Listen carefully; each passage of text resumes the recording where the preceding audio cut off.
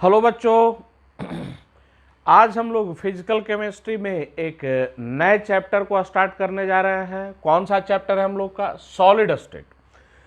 तो चैप्टर को स्टार्ट करने से पहले थोड़ा सा इस चैप्टर का नेचर हम लोग समझ लें कि इस चैप्टर का नेचर क्या है। तो देखिए, ध्यान दीजिएगा, ये चैप्टर प्योरली इमेजिनेशन बेस्ड है।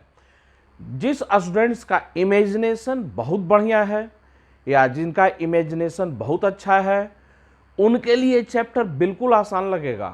और दूसरा एक पॉइंट, अगर यहाँ पर सही से चीज़ों को इमेजिन करते हुए समझते हैं, तो अगर चीज़ों को सही से हम लोग इमेजिन करते हुए समझ जाएं, तो ध्यान रखिए, आईआईटी का, एआईट्रिपल का या नीट का चाहे कितना भी टफ क्वेश्चन क्यों ना हो, ज़्यादातर क्वेश्चन आप लोग खुद से बना लीजिएगा। मतलब आपका क्वेश्चन सोल्व करने का परसेंटेज 90% से भी ऊपर रहेगा।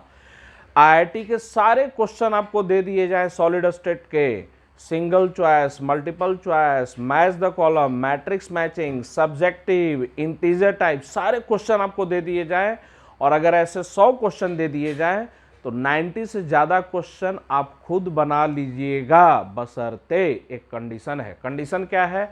आपका इमेजिनेशन बहुत बढ़िया होना चाहिए, कॉन्सेप्ट बिल्कुल क्लियर होने चाहिए। तो ये इस चैप्टर की एक खासियत है कि अगर हम लोग कॉन्सेप्ट को सही से इमेजिन करते हुए समझ लें तो ज़्यादातर क्वेश्चन हम लोग खुद से बना लेंगे।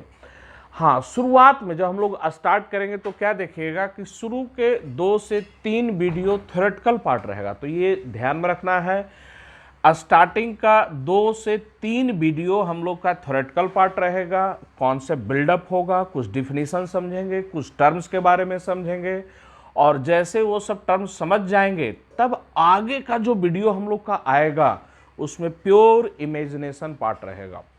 चलिए हम लोग आगे बात करते हैं। ये तो चैप्टर के नेचर के बारे में हो गया, तो बिल्कुल क्लियर रखना है, सॉलिड स्टेट में रटना नहीं है। जैसे ही सिंपल क्यूबिक आएगा, बॉडी सेंटर्ड क्यूबिक आएगा, जैसे ही हम लोग स्ट्रक्चर पर जाएंगे, प्योर इमेजिनेशन है। इमेजिन करते हुए कॉन्सेप्ट को समझ लेना है। अगर इमेजिन करते हुए कॉन्सेप्ट को समझ लिए, ज़्यादातर क्वेश्चन आपसे खुद से बनेगा।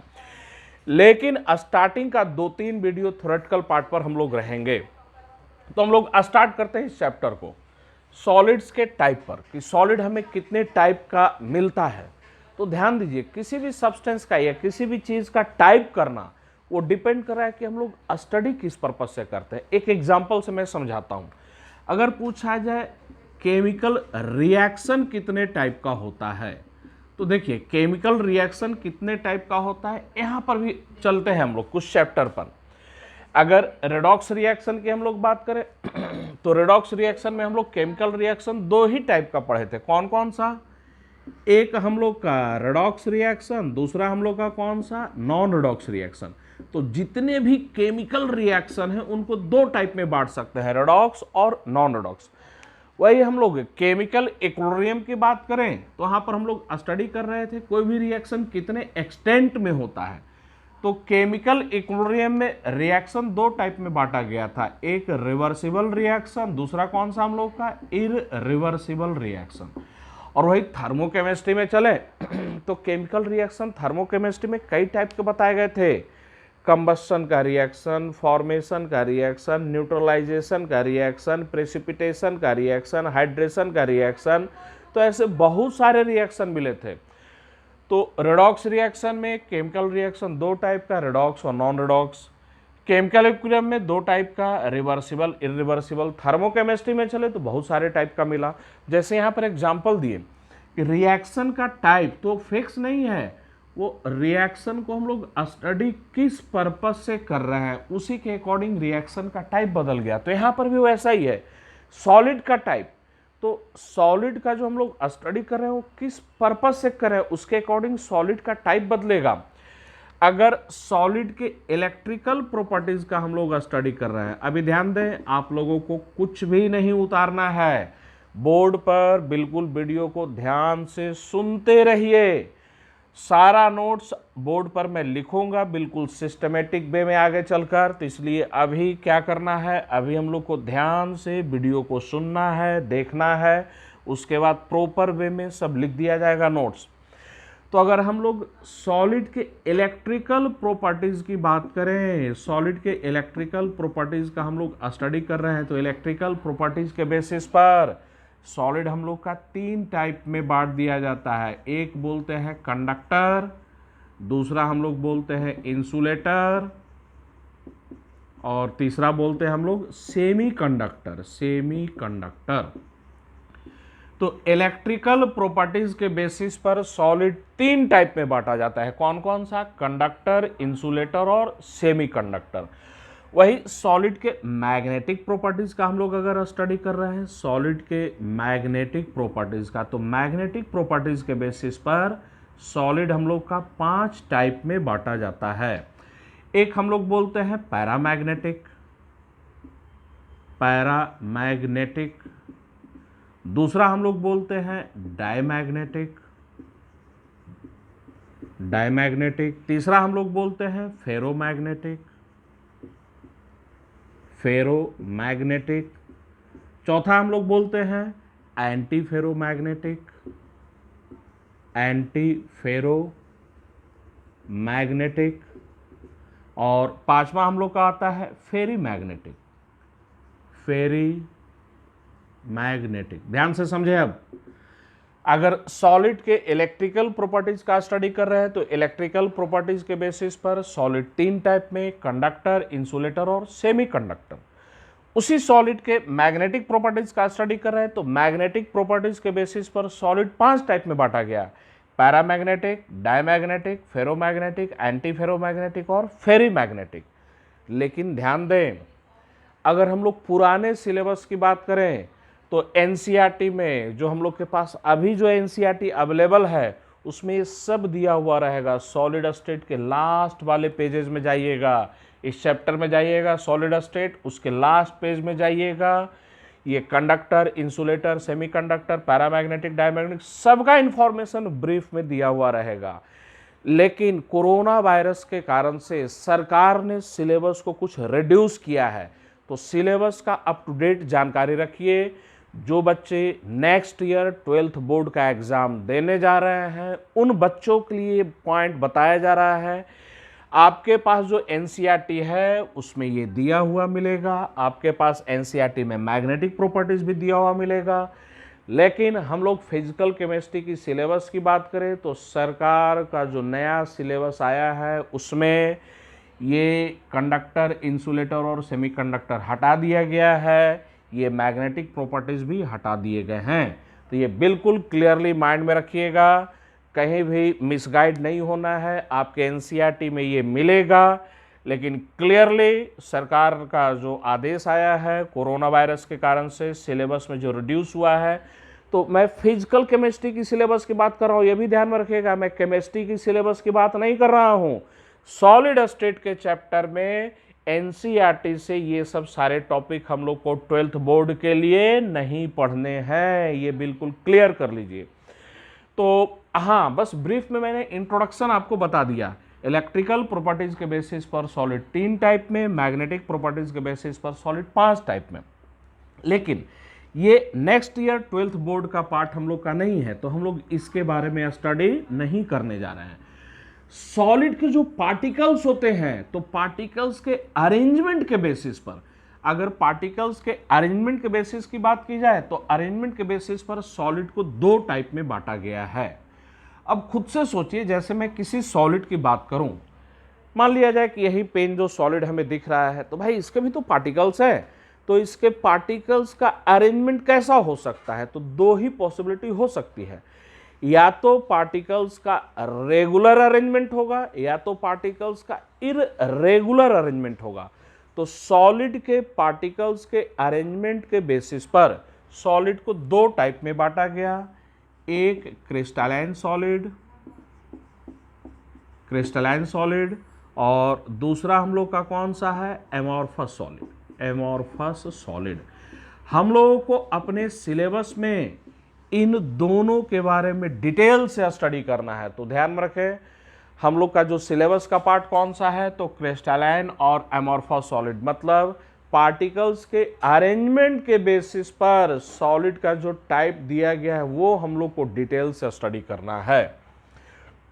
अब आगे आते हैं, क्रिस्टलाइन या एमॉर्फस सॉलिड किसे कहते हैं। तो क्रिस्टलाइन सॉलिड को ट्रू सॉलिड्स भी बोला जाता है। क्रिस्टलाइन सॉलिड्स को हम लोग ट्रू सॉलिड्स भी कहते हैं और एमॉर्फस सॉलिड को स्यूडो सॉलिड भी बोला जाता है। एमॉर्फस सॉलिड का दूसरा नाम क्या है? Pseudo solids. तो अगर किसी सॉलिड के पार्टिकल्स का अरेंजमेंट हम लोग एक्सपेरिमेंट से चेक करें, हमेशा ध्यान में रखिए पार्टिकल्स का अरेंजमेंट सब एक्सपेरिमेंट से हम लोग निकालते हैं। तो जैसे यही हम लोग का जो पेन है ये प्लास्टिक का बना हुआ है या फाइबर का, जिस मटेरियल का बना हुआ है, तो अगर किसी सॉलिड के पार्टिकल्स के अरेंजमेंट को हम लोग एक्सपेरिमेंट से देखें तो दो ही पॉसिबिलिटी है, या तो रेगुलर या तो इर्रेगुलर अरेंजमेंट। जहां पर पार्टिकल्स का रेगुलर अरेंजमेंट पाया जाता है वैसे सॉलिड को हम लोग बोलते हैं क्रिस्टलाइन सॉलिड्स। तो क्रिस्टलाइन सॉलिड्स में पार्टिकल्स का अरेंजमेंट कैसा होता है? तो रेगुलर अरेंजमेंट होता है। और जहां पर पार्टिकल्स का इर्रेगुलर अरेंजमेंट पाया जाता है वैसे सॉलिड को हम लोग क्या बोलते हैं? Amorphous solid. तो एमॉर्फस सॉलिड किन्हें बोला जाता है? तो जहां पार्टिकल्स का इर्रेगुलर अरेंजमेंट पाया जाता है वैसे सॉलिड को हम लोग क्या बोलते हैं? Amorphous solid. चलिए उसके बाद हम लोग नेक्स्ट आते हैं। भाई कुछ सॉलिड में पार्टिकल्स का अरेंजमेंट रेगुलर पाया जा रहा है और कुछ सॉलिड में पार्टिकल्स का अरेंजमेंट इर्रेगुलर पाया जा रहा है। ऐसा कैसे हो जा रहा है कि किसी सॉलिड में पार्टिकल्स का रेगुलर अरेंजमेंट पाया गया और किसी सॉलिड में पार्टिकल्स का इर्रेगुलर अरेंजमेंट पाया गया? इसके पीछे के रीजन को समझिए कि नेचर में ही ये घटना हो रही है कि कुछ सॉलिड के जो पार्टिकल्स हैं उनका अरेंजमेंट रेगुलर है और कुछ सॉलिड के जो पार्टिकल्स हैं उनका अरेंजमेंट इर्रेगुलर है। इसके पीछे के रीजन को हम लोग समझते हैं। जैसे मान लिया जाए कि इस कंटेनर में कोई लिक्विड हम लोग ले और इसको हम लोग कूल कर रहे हैं और कूल कर हम लोग इसे सॉलिड में कन्वर्ट कर रहे हैं। तो समझिएगा इसका कूलिंग किया जा रहा है, स्लो कूलिंग, और कूलिंग कर हम लोग इसे सॉलिड में क्या कर रहे हैं? कन्वर्ट कर रहे हैं, सॉलिड में कन्वर्ट कर रहे हैं।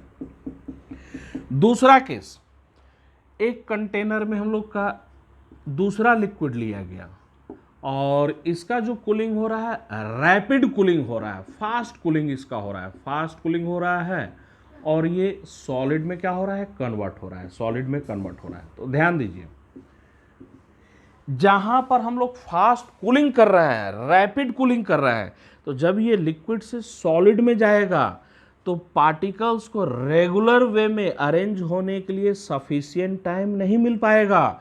तो अगर किसी लिक्विड का फास्ट कूलिंग, रैपिड कूलिंग किया जाए तो पार्टिकल्स को रेगुलर वे में अरेंज होने के लिए प्रॉपर टाइम नहीं मिल पाता है। तो ऐसे जो सॉलिड्स बनते हैं वो कैसे सॉलिड्स कहलाते हैं? एमॉर्फस सॉलिड्स कहलाते हैं, एमॉर्फस सॉलिड। और वही दूसरे केस में बात करें कि इस लिक्विड को हम लोग धीरे धीरे कूल कर रहे थे, धीरे धीरे ये सॉलिड में कन्वर्ट हो रहा था, तो यहाँ पर जो पार्टिकल्स है उनको रेगुलर वे में अरेंज होने के लिए प्रॉपर टाइम मिल जाता है, सफिशिएंट टाइम मिल जाता है, जिसके कारण से पार्टिकल्स का रेगुलर अरेंजमेंट पाया जाता है। तो अगर लिक्विड का रैपिड कूलिंग किया जाए तो पार्टिकल्स को रेगुलर वे में अरेंज होने के लिए प्रॉपर टाइम नहीं मिला, तो जो सॉलिड बना वो कैसा सॉलिड है? Amorphous solid. और अगर स्लो कूलिंग किया जाए, लिक्विड से सॉलिड में कन्वर्ट होने का टाइम अगर ज़्यादा है तो पार्टिकल्स को रेगुलर वे में अरेंज होने के लिए प्रॉपर टाइम मिलता है। तो ऐसा जो सॉलिड्स हो कैसा सॉलिड्स है हम लोग का? तो क्रिस्टलाइन सॉलिड्स। एमॉर्फस सॉलिड्स को हम लोग स्यूडो सॉलिड्स भी बोलते हैं या एमॉर्फस सॉलिड का एक दूसरा नाम सुपर कूल्ड लिक्विड भी बोला जाता है। तो ये भी ध्यान में रखिए, एमॉर्फस सॉलिड को हम लोग क्या बोलते हैं? Super cooled liquids. तो ये सब सारा याद करते चलिए, फिर हम लोग सिस्टमेटिक वे में नोट्स में लिखेंगे। एमॉर्फस सॉलिड के कुछ इंपॉर्टेंट एग्जाम्पल अगर बताया जाए, कुछ इंपॉर्टेंट एग्जाम्पल एमॉर्फस सॉलिड के, तो कौन कौन से? तो ग्लास, रबर, नायलॉन, प्लास्टिक, ये सब एमॉर्फस सॉलिड के कुछ इंपॉर्टेंट एग्जाम्पल हैं। और भी एग्जाम्पल हैं जो कि हम लोग नोट्स में लिखेंगे, लेकिन ये सब कुछ इंपॉर्टेंट एग्जाम्पल हैं। अब ग्लास का एक एग्जाम्पल, एक स्पेशल केस लेकर चलते हैं। अमॉर्फस सॉलिड में ध्यान में दें, अमॉर्फस सॉलिड का एक प्रॉपर्टी लिक्विड से क्या करता है, मैच करता है। तो इसी कारण से अमॉर्फस सॉलिड का जो दूसरा नाम दिया गया है सुपर कूल्ड लिक्विड, ठीक है ना भाई, था सॉलिड लेकिन इसको सुपर कूल्ड लिक्विड बोल रहे हैं। तो लिक्विड इस कारण से यहां पर बोल रहे हैं कि अमॉर्फस सॉलिड की एक जो प्रॉपर्टी है वो लिक्विड से मैच करती है। लिक्विड में एक टेंडेंसी होती है फ्लो करने का। अगर मान लीजिए कि मैं अपने हथेली पर ऐसे स्लोप कर रहा हूं और इस पर मैं पानी रखूं, तो अगर हथेली पर मैं पानी रखता हूं तो ये पानी तुरंत क्या कर जाएगा, फ्लो कर जाएगा। तो लिक्विड में एक टेंडेंसी है फ्लो करने का, अपर हाइट से किधर की ओर जाता है, वो लोअर हाइट की ओर जाता है।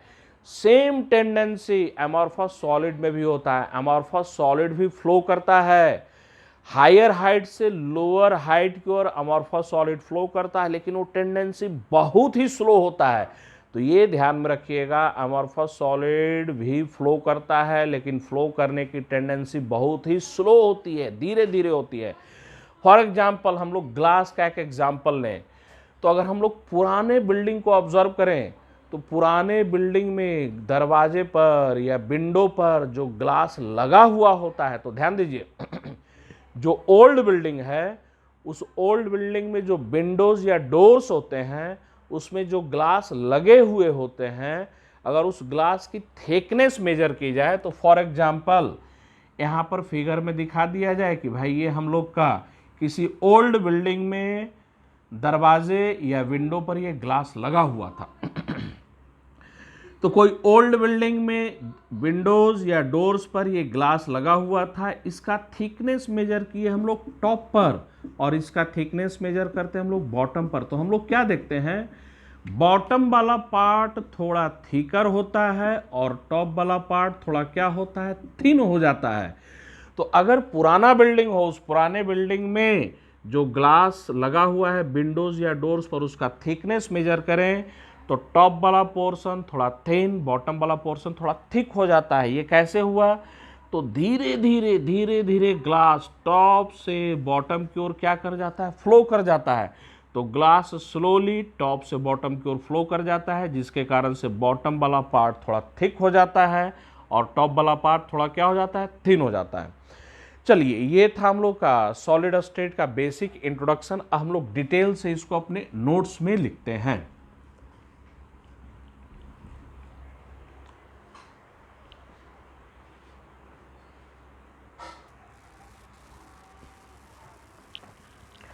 अभी जो पॉइंट्स हम लोग सॉलिड के बारे में समझे थे वही सब पॉइंट्स धीरे धीरे कर अब लिखा जा रहा है। ध्यान दीजिए, solids can be broadly classified into two types. तो सॉलिड को हम लोग दो टाइप्स में क्लासिफाई कर सकते हैं। कौन कौन सा, क्रिस्टलाइन सॉलिड जिसको ट्रू सॉलिड भी कहते हैं, दूसरा हम लोग का एमॉर्फस सॉलिड्स या स्यूडो सॉलिड्स भी बोला जाता है। नेक्स्ट पढ़िए, crystalline solids consist of particles of regular arrangement. तो क्रिस्टलाइन सॉलिड्स में पार्टिकल का अरेंजमेंट क्या होता है, रेगुलर होता है।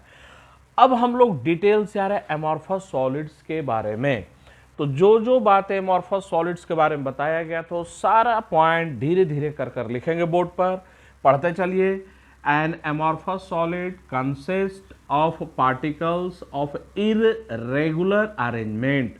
और एमॉर्फस सॉलिड्स के कुछ एग्जाम्पल दे दिए गए। ये एग्जाम्पल बिल्कुल हम लोग को कंठस्थ रखना है, ये ध्यान रखिएगा ये पॉइंट। एमॉर्फस सॉलिड के एग्जाम्पल कौन कौन से, glass, rubber, plastics, nylon, Teflon, cellophane, polyvinyl chloride, polyurethane. तो ये ध्यान में रखना है, ये कुछ इंपॉर्टेंट एग्जाम्पल्स हैं।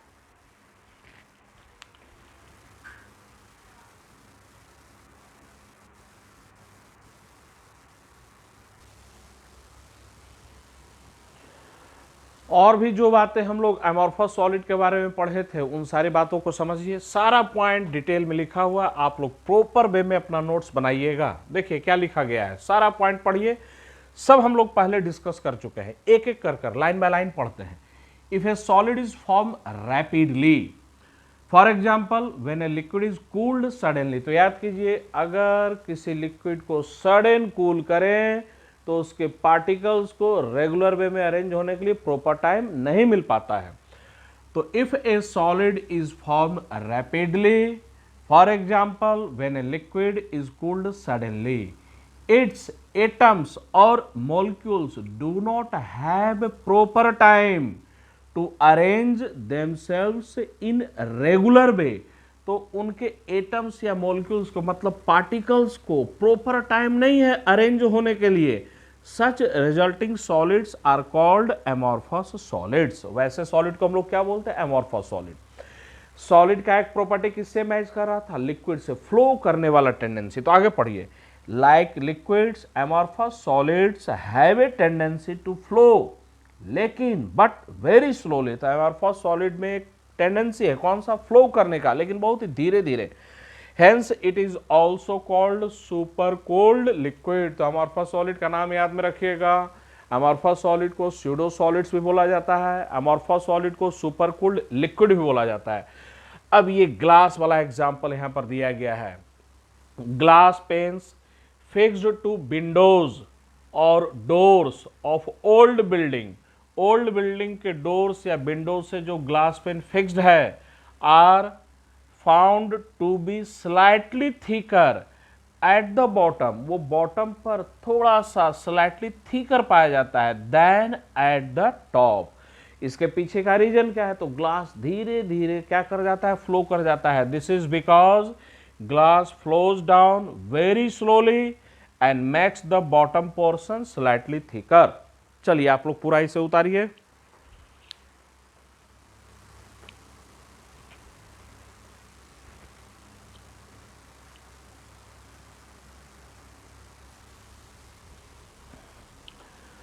तो बच्चों सॉलिड स्टेट में अभी तक हम लोग क्या पढ़े हैं? तो अभी तक जो हम लोग पढ़े हैं उसको ब्रीफ में, बहुत ज्यादा तो नहीं पढ़े लेकिन ब्रीफ में उसको समरी में लें। पार्टिकल्स के अरेंजमेंट के बेसिस पर सॉलिड दो टाइप का, क्रिस्टलाइन सॉलिड्स और एमॉर्फस सॉलिड। जहां पार्टिकल का रेगुलर अरेंजमेंट है उसको क्रिस्टलाइन सॉलिड्स बोलते हैं, जहां पर पार्टिकल्स का इररेगुलर अरेंजमेंट है उसे हम लोग एमॉर्फस सॉलिड कहते हैं। फिर एमॉर्फस सॉलिड्स के कुछ एग्जाम्पल पर हम लोग आ गए, ग्लास का भी एग्जाम्पल डिटेल से समझे, एमॉर्फस सॉलिड का कुछ और भी नाम देखे, स्यूडो सॉलिड्स या सुपर कूल्ड लिक्विड भी बोला जाता है। अब हम लोग डिटेल से आ रहे हैं एमॉर्फस सॉलिड और क्रिस्टलाइन सॉलिड के बीच में डिफरेंस पर। भाई फंडामेंटल डिफरेंस तो यहीं पर है, पार्टिकल्स का अरेंजमेंट। तो अगर पार्टिकल्स का अरेंजमेंट एक में रेगुलर दूसरे में इररेगुलर, तो ये जो फंडामेंटल डिफरेंस है यहीं से और कई सारे डिफरेंस मिलेंगे। तो हम लोग अब नेक्स्ट जो पढ़ने जा रहे हैं एमॉर्फस और क्रिस्टलाइन सॉलिड के बीच में डिफरेंस। लेकिन उस डिफरेंस को समझने से पहले हम लोग कुछ टर्म को समझ लेते हैं जो कि वहां पर यूज में आएगा। तो एक टर्म हम लोग का है आइसोट्रोपिक। आइसोट्रोपिक आइसोट्रोपिक आइसोट्रोपिक ये वर्ड हम लोग कब यूज करते हैं? और दूसरा हम लोग का टर्म आएगा एन आइसोट्रोपिक। N isotropic. तो ध्यान दीजिए, आइसो वर्ड का मतलब क्या होता है? सेम होता है, ठीक है ना। तो वैसे सॉलिड्स जिनका फिजिकल प्रॉपर्टीज हर डायरेक्शन में सेम हो, वैसे सॉलिड को हम लोग बोलते हैं आइसोट्रोपिक इन नेचर। तो मैं फिर से रिपीट कर रहा हूं, वैसे सॉलिड्स जिनका फिजिकल प्रॉपर्टीज, केमिकल की मैं बात नहीं कर रहा हूं, फिजिकल प्रॉपर्टीज हर डायरेक्शन में सेम मिले, ऑल डायरेक्शन, प्रत्येक डायरेक्शन में सेम मिले, सारे डायरेक्शन में सेम मिले, उसे हम लोग क्या बोलते हैं? आइसोट्रोपिक। तो आइसो वर्ड सेम, ऐसे याद रखिएगा, same physical properties in all direction. और आइसो के आगे एक वर्ड आ गया एन, जैसे ही एन लगा दिए मतलब ही अपोजिट हो जाएगा। तो रिपीट कीजिए, आइसो वर्ड का मतलब same, isotropic same physical properties in all direction, anisotropic physical properties हर डायरेक्शन में सेम नहीं होगा। तो इसको हम लोग लिखते हैं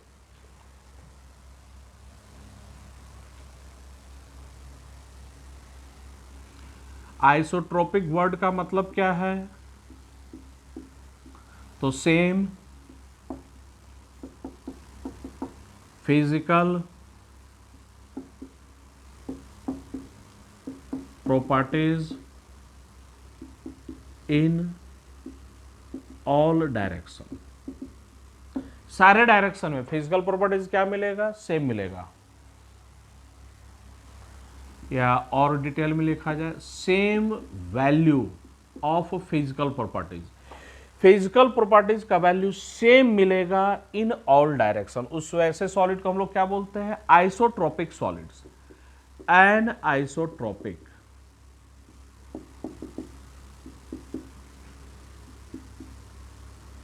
वैल्यू ऑफ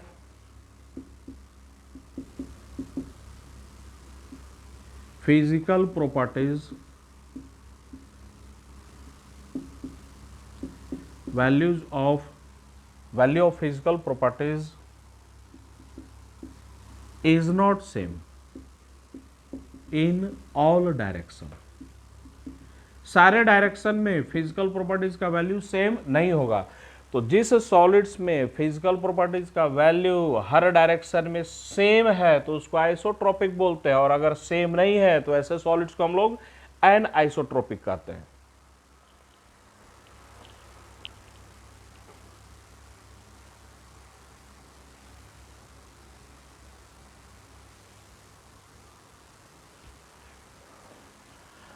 हम लोग डिटेल से आ रहे हैं क्रिस्टलिन और एमॉर्फस सॉलिड के बीच में डिफरेंस, उनके बीच में डिफरेंस क्या होता है। तो एक एक कर पढ़िए। शुरू में अभी ये 3 डिफरेंस दिए गए हैं, हम लोग डिटेल से सारे डिफरेंस को समझेंगे। पहला डिफरेंस, तो क्रिस्टलिन सॉलिड का जो शेप होता है एक डेफिनिट ज्योमेट्रिकल शेप, जबकि एमॉर्फस सॉलिड का शेप इर्रेगुलर शेप होता है। इसको समझिए। भाई ये बताइए किसी भी सॉलिड का शेप कैसे बनेगा, तो उसके पार्टिकल्स को ही तो ज्वाइन करेंगे। अगर पार्टिकल्स का रेगुलर अरेंजमेंट है, तो अगर पार्टिकल्स का रेगुलर अरेंजमेंट है, उन पार्टिकल्स को ज्वाइन करेंगे तो एक डेफिनिट शेप निकलेगा। लेकिन अगर पार्टिकल्स का अरेंजमेंट रैंडम है, इररेगुलर है, उन पार्टिकल्स को ज्वाइन करेंगे तो रैंडम अरेंजमेंट वाले पार्टिकल्स को जो हम लोग ज्वाइन करेंगे वहां से कोई डेफिनिट शेप नहीं निकलेगा। पार्टिकल्स ही जब रैंडम है, इर्रेगुलर अरेंजमेंट में है, तो उस सॉलिड का शेप कैसा होगा, इर्रेगुलर शेप होगा। चलिए नेक्स्ट में आते हैं हम लोग, सेकंड डिफरेंस में चले। क्रिस्टलिन सॉलिड में जो पार्टिकल्स का ऑर्डर बोला जाता है लॉन्ग रेंज ऑर्डर, और एमॉर्फस सॉलिड में पार्टिकल्स का बोला जाता है शॉर्ट रेंज ऑर्डर। इसको समझें।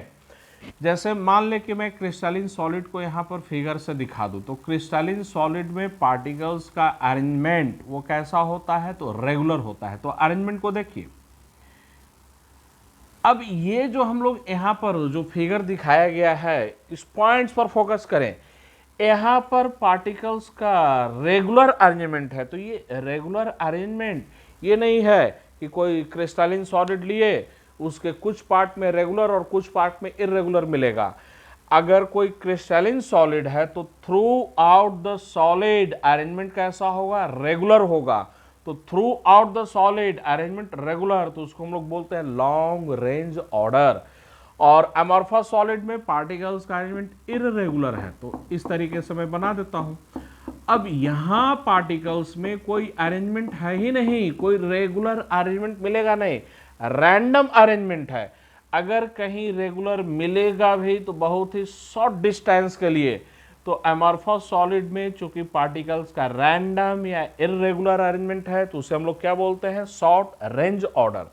बाकी थर्ड पॉइंट हम लोग का बताया हुआ है। क्रिस्टलिन सॉलिड को हम लोग ट्रू सॉलिड्स भी कहते हैं, एमॉर्फस सॉलिड को हम लोग सीडो सॉलिड्स या सुपर कोल्ड लिक्विड भी कहते हैं।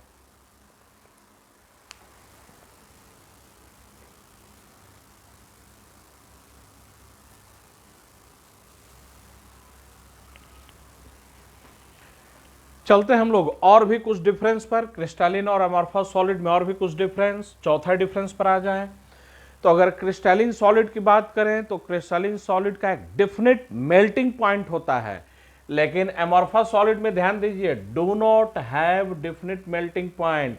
एमॉर्फस सॉलिड का एक डेफिनेट मेल्टिंग पॉइंट नहीं होता है। समझिए क्या लिखा हुआ है, gradually soften over A range of temperature, वो धीरे धीरे सॉफ्ट होता है। इसको हम लोग एक प्रैक्टिकल एग्जांपल से समझते हैं।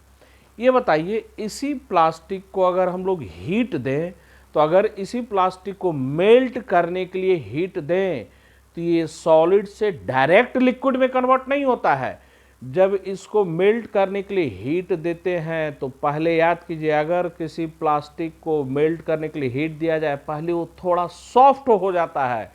तो अगर इस प्लास्टिक को मेल्ट करने के लिए हम लोग हीट देंगे, पहले ये थोड़ा क्या होता है, सॉफ्ट होता है, और सॉफ्ट होने के बाद फिर वो फाइनली किस में कन्वर्ट होता है, लिक्विड में कन्वर्ट होता है। इसी कारण से अमॉर्फस सॉलिड का एक डेफिनिट मेल्टिंग पॉइंट नहीं होता है। लेकिन आइस का एग्जांपल लीजिए, अगर आइस लिक्विड में कन्वर्ट हो रहा है तो क्या आइस लिक्विड में कन्वर्ट होते समय, लिक्विड वाटर में कन्वर्ट होते समय क्या वो सॉफ्ट होता है? बिल्कुल नहीं। वो आइस एकदम प्रैक्टिकल एग्जांपल से समझिए। आइस का एक एग्जांपल ले लिए, आइस अगर लिक्विड में कन्वर्ट हो रहा है वो डायरेक्ट लिक्विड में चला जाता है, और वही अगर किसी प्लास्टिक को लिक्विड में कन्वर्ट कर रहे हैं तो पहले जब उसको हीट देते हैं तो प्लास्टिक में पहले सॉफ्टनेस आता है, जबकि आइस के केस में ऐसा नहीं है। तो क्रिस्टलाइन सॉलिड उनका एक डेफिनिट मेल्टिंग पॉइंट होता है, अमॉर्फस सॉलिड उनका एक डेफिनिट मेल्टिंग पॉइंट नहीं होता है, do not have definite melting point. जब उनको मेल्ट करने लगते हैं तो ग्रेजुअली धीरे धीरे वो क्या होते हैं, सॉफ्ट होते हैं, तब वो लिक्विड में जाते हैं। चलिए नेक्स्ट पढ़िए। तो क्रिस्टलाइन सॉलिड का हीट ऑफ फ्यूजन, एक डेफिनिट हीट ऑफ फ्यूजन मिलेगा, जबकि अमॉर्फस सॉलिड में कोई डेफिनिट हीट ऑफ फ्यूजन नहीं होता है। समझिए इसको, हीट ऑफ फ्यूजन किसे कहते हैं? 1 मोल सॉलिड को लिक्विड में कन्वर्ट करने के लिए जो हीट चाहिए। भाई यहां पर बताइए, 1 मोल सॉलिड बोला जाए 1 मोल प्लास्टिक, उसको लिक्विड में कन्वर्ट करना है। तो भाई जब उसको लिक्विड में कन्वर्ट करेंगे, मेल्ट करेंगे, तो पहले तो वो सॉफ्ट होता है। इसी कारण से इनका जो हीट ऑफ फ्यूजन होता है वो डेफिनेट नहीं होता है। चलिए नेक्स्ट में आते हैं।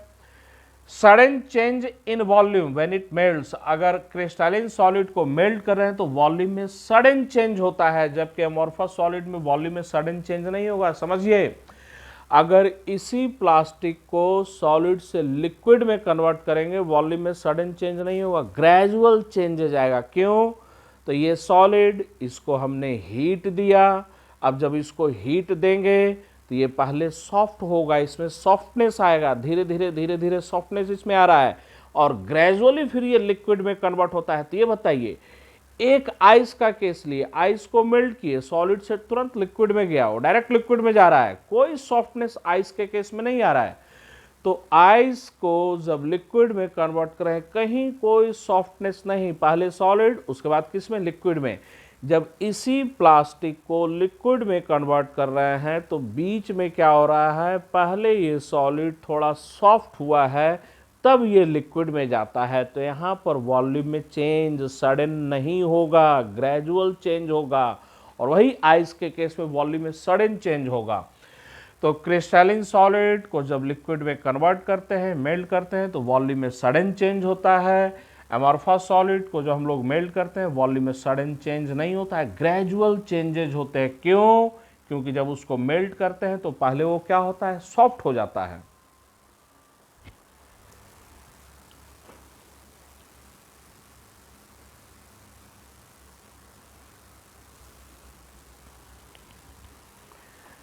नेक्स्ट डिफरेंस को हम लोग समझे, बड़ा ही इंपॉर्टेंट डिफरेंस है, ध्यान से समझिएगा। बोला क्या जा रहा है, when cut with sharp edge tool, किसी शार्प एज टूल, वैसा टूल जिसका किनारा एज बहुत ही शार्प है, तो when cut with sharp edge tool, अगर क्रिस्टलाइन सॉलिड को कट कर रहे हैं किसी शार्प एज टूल से, दे स्प्लिट इनटू 2 पीसेस, वो 2 पीस में क्या कर जाएगा, स्प्लिट कर जाएगा।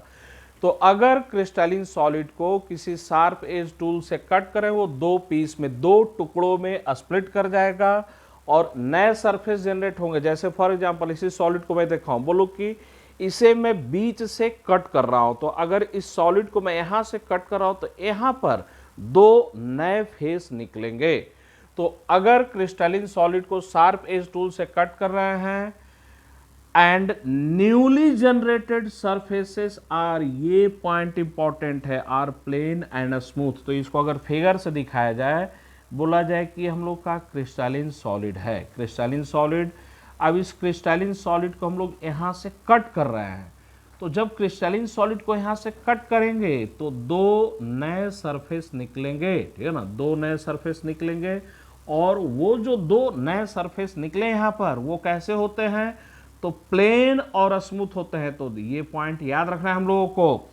इस क्रिस्टलिन सॉलिड CS शॉर्ट में लिख दिया गया, इस क्रिस्टलिन सॉलिड को किसी शार्प एज टूल से कट कर रहे हैं, ये दो टुकड़ों में बट गया, दो नए फेस निकले, दो नए सरफेस निकले। ये जो दो नया सरफेस निकलता है वो कैसा होता है, तो प्लेन और स्मूथ होता है। जबकि एमॉर्फस सॉलिड के केस में ऐसा नहीं होता है। बोला जाए कि ये हम लोग का अमॉर्फस सॉलिड का एग्जाम्पल है, ये अमॉर्फस सॉलिड का एग्जाम्पल, इसे भी किसी शार्प एज टूल से यहाँ से कट कर रहा है। तो जो नया सरफेस हम लोग का निकलता है, नया सरफेस वो इररेगुलर होता है, वो हम लोग का नया सरफेस रेगुलर और प्लेन नहीं होता है। तो ध्यान दीजिए डिफरेंस, इसको हमने कट किया तो जो नया सरफेस निकला वो प्लेन और स्मूथ। एमॉर्फस सॉलिड को कट किए, नया सरफेस जो निकलता है वो कैसा होता है, तो इररेगुलर सरफेस होता है। पढ़िए, when cut with sharp edge tool they cut into two pieces with irregular surfaces।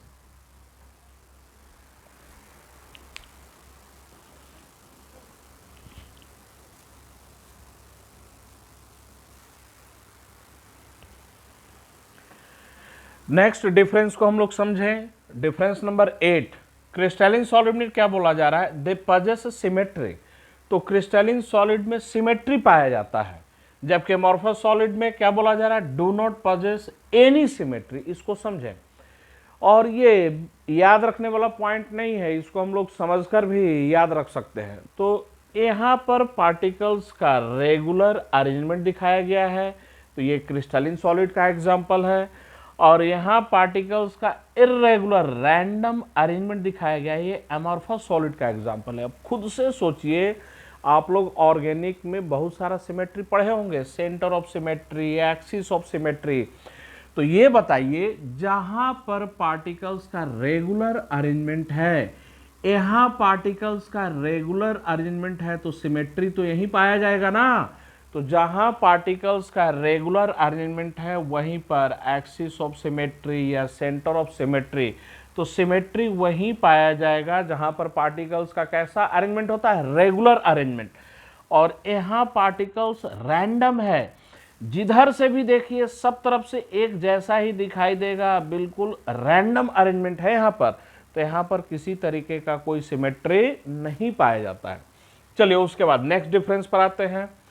Crystalline solid में क्या बोला जा रहा है, दे पजेस इंटरफेसियल एंगल्स, और यहां पर क्या बोला जा रहा है, do not possess interfacial angles. तो ध्यान दीजिए, पार्टिकल्स का रेगुलर अरेंजमेंट होने के कारण से क्रिस्टलिन सॉलिड का एक डिफिनिट शेप था, एक डिफिनिट ज्योमेट्रिकल शेप था। और अमॉर्फस सॉलिड में पार्टिकल्स रैंडम अरेंजमेंट में है, तो इनका कोई डिफिनिट ज्योमेट्रिकल शेप नहीं था। तो अगर सॉलिड का एक डिफिनिट ज्योमेट्रिकल शेप है, वहीं पर इंटरफेसियल एंगल्स पाए जाएंगे। इसको फिगर से समझिए। जैसे फॉर एग्जांपल एक फिगर में यहां पर दिखा दूं, बोला जाए ये किसी सॉलिड का फिगर यहां पर दिखाया गया है, और पार्टिकल्स का अरेंजमेंट बता दे कि ये क्यूब के कॉर्नर पर है, ये क्यूब के कॉर्नर पर ऐसे पार्टिकल्स का रेगुलर अरेंजमेंट दिखा दिया गया है। रेगुलर अरेंजमेंट, रैंडम अरेंजमेंट नहीं है, कॉर्नर पर पार्टिकल्स लोकेटेड हैं।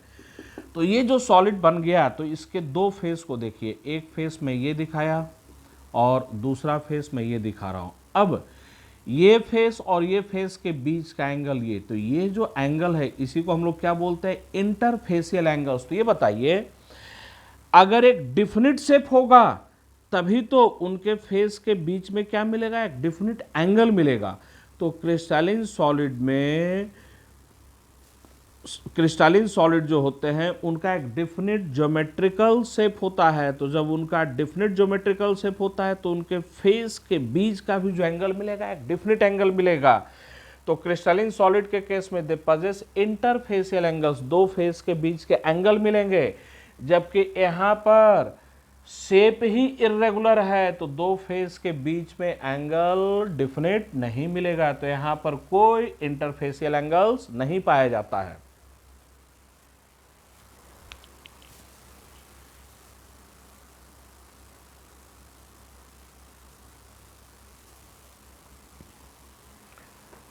नेक्स्ट डिफरेंस को समझे, बड़ा ही इंपॉर्टेंट डिफरेंस है। इस डिफरेंस को समझने से पहले हम लोग आइसोट्रोपिक और एनआइसोट्रोपिक वर्ड को रिकॉल करें। आइसोट्रोपिक किसे बोलते हैं? Iso same, isotropic same physical properties in all direction, और एनआइसोट्रोपिक फिजिकल प्रॉपर्टीज का वैल्यू हर डायरेक्शन में सेम नहीं है। तो क्रिस्टलाइन सॉलिड का जो नेचर होता है वो एन आइसोट्रोपिक इन नेचर, मतलब फिजिकल प्रॉपर्टीज का वैल्यू हर डायरेक्शन में सेम नहीं होता है। और एमॉर्फस सॉलिड का नेचर कैसा होता है? Isotropic in nature. रीजन भी बताया गया कि एमॉर्फस सॉलिड का नेचर आइसोट्रोपिक है। क्यों है? तो due to random arrangement of particles. अब इसको समझिए, बड़ा ही इंपॉर्टेंट डिफरेंस है। ये पार्टिकल्स का रेगुलर अरेंजमेंट है और ये पार्टिकल्स का इररेगुलर अरेंजमेंट है। अब एक छोटा सा एक्सपेरिमेंट आप लोग खुद से कीजिएगा। छोटा सा एक सिंपल सा एक्सपेरिमेंट करना है। सिंपल सा एक्सपेरिमेंट पे थोड़ा साइड होता हूं। आप लोग एक काम कीजिए, ये जो वीडियो आप देख रहे हैं इस वीडियो को आप पॉज कीजिए और पॉज करने के बाद मोबाइल को बस रोटेट कर कर देखिएगा अरेंजमेंट को। मैं रिपीट कर रहा हूं, करना क्या हम लोगों को, जो वीडियो आप देख रहे हैं उसको पॉज कीजिए। पॉज करने के बाद मोबाइल को रोटेट कीजिए और रोटेट कर कर एक एक कर कर देखिएगा। एक एक कर कर मोबाइल को रोटेट कर कर इसका अरेंजमेंट देखिएगा और मोबाइल को रोटेट कर कर इसका अरेंजमेंट देखिएगा। देखिएगा दोनों को, तो पहले देख लीजिए और देख कर फील कीजिए। अगर मोबाइल को पॉज कर दिए, वीडियो को पॉज कर दे और मोबाइल को रोटेट कर कर देखें, तो एक इस डायरेक्शन में देखा जाए और दूसरा इस डायरेक्शन में देखा जाए, थोड़ा डिफरेंस हम लोग को पता चलेगा। तो यहां पर हम लोग क्या देख रहे हैं कि डिफरेंट डायरेक्शन से बस ऑब्जर्वेशन कर रहे हैं। डिफरेंट डायरेक्शन से पार्टिकल्स के अरेंजमेंट को थोड़ा चेक करें तो हमें आंखों को उसमें डिफरेंस दिखाई देगा। लेकिन वही जब वीडियो को पॉज कर दिए उसके बाद मोबाइल को रोटेट कर कर देख रहे हैं, तो चाहे अरेंजमेंट इस डायरेक्शन से देखा जाए या इस डायरेक्शन से देखा जाए, किसी भी डायरेक्शन से देखें, इन ऑल डायरेक्शन हमें हर डायरेक्शन में एक जैसा ही दिखाई पड़ेगा। किसी भी डायरेक्शन से देखें हमें कोई डिफरेंस पता चलेगा ही नहीं। तो रैंडम अरेंजमेंट के कारण से किसी भी डायरेक्शन से देखें कोई डिफरेंस पता नहीं चलेगा, हर डायरेक्शन में सेम दिखाई देगा।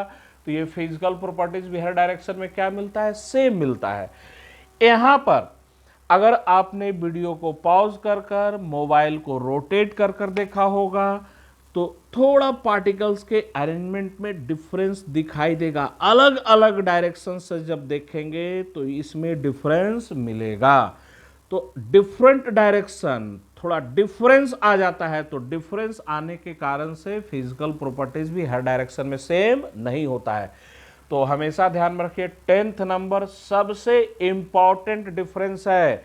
बोर्ड के एग्जाम में अगर कभी भी डिफरेंस लिखने के लिए आ जाए, भले ही एक दो डिफरेंस मिस हो जाए, लेकिन 10th नंबर ये जो डिफरेंस है ये कभी भी मिस नहीं होना चाहिए।